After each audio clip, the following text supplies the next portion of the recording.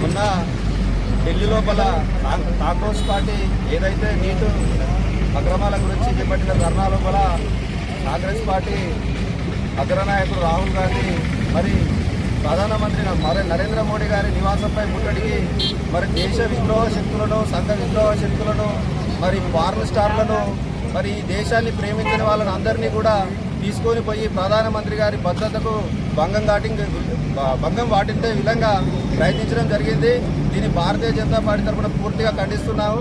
మరి ఏదైతే రాహుల్ గాంధీ మరి ఒక ఎప్పుడు యువ నాయకుడు అని చెప్పుకునే రాహుల్ గాంధీ వృద్ధాప్య పెన్షన్కు అర్హుడైనటువంటి రాహుల్ గాంధీ ఇప్పటికి కూడా యువ నాయకునిగా చెప్పుకుంటూ మరి విదేశీ శక్తులతో చేతులు కలిపి ఈ దేశ ప్రతిష్టను మరి విశ్వగురువుగా నరేంద్ర మోడీ గారు ఏదైతే భారతదేశాన్ని ప్రపంచ పటంలో కీర్తి పటంలో ఉంచడానికి సిద్ధంగా ఉన్నారో మరి భారతదేశానికి వచ్చే ప్రతిభను మోడీ గారికి వచ్చే ఇమేజ్ను తట్టుకోలేక ఒక బొత్తింకల పార్టీతో కలిసి దేశంలో మరి శాంతి భద్రతలో విఘాతం కల్పించి దేశ రాజధాని నడిపోతున్న మరి శాంతి భద్రతలో విఘాతం కలిగించే విధంగా ప్రయత్నం జరుగుతుంది.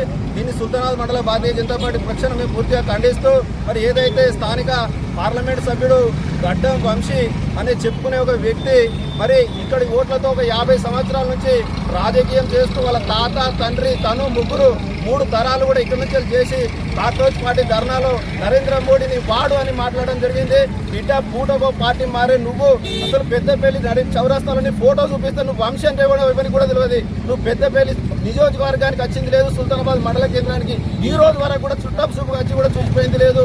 నువ్వు మోడీని విమర్శించే స్థాయి అనేది బిడ్డ నీకు నీ కుటుంబానికి నీ అయ్యకు నీ తాతకు అందరికీ సేవలు చేసి చేసి చేసి చేసి ప్రాంత ప్రజలందరూ కూడా 50 సంవత్సరాల నుంచి మీరు ఏం చేసినా కూడా మా అందరికి కాళ్ళు కడిగినా కూడా మీరు మా రుణం తీసుకోలేని నువ్వు ఈరోజు నరేంద్ర మోడీని విమర్శించే స్థాయికి వచ్చినావంటే నీ కుటుంబానికి పతనం స్టార్ట్ అయింది.